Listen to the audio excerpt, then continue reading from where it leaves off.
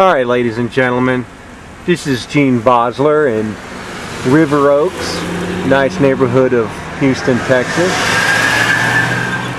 This is a Cathedral live oak. I want to point out a couple of things about this tree. One is, look how tall and straight it is. Very uncharacteristic of a live oak to be taller than it is wide, because they tend to be wider than tall, spreading, very diffuse. This is straight, tall. Can't even fit the whole thing in my screen. This is a phenomenal specimen. And I also want to point out that the thing is only about 7 inches in diameter. So it's very fast growing.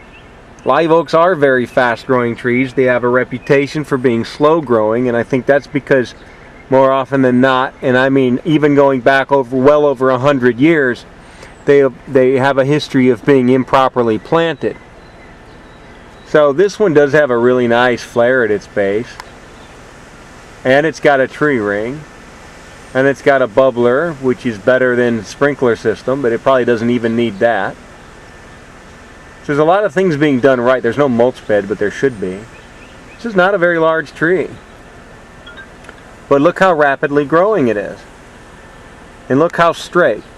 I often say that the live oak is a poor front yard shade tree for a 2-story house because of how they tend to be wider than tall. They tend to, grow up against the side of the house, and something like a red oak would be a better specimen to continue vertical growth and then branch out over the house. So I always think that live oaks are great for 1-story houses, not so great for 2-story houses. But this Cathedral live oak, I know there are a lot of arborists and horticulturists who are skeptical.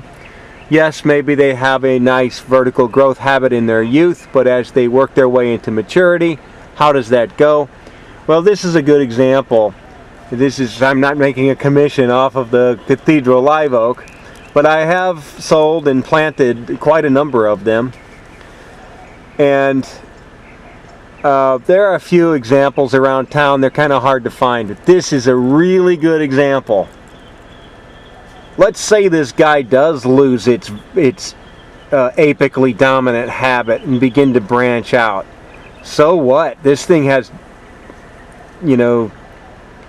reached young adulthood with an extremely well structured shape, and it's well positioned to be a real major shade producer. This is a really good example of, if you could get a live oak to do this in your property,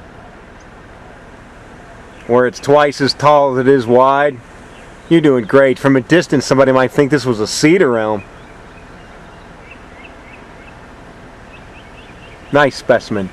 Comments, I welcome your comments. info@wideworldoftrees.com, and voicemail hotline 262-724-6701. Thank you very much.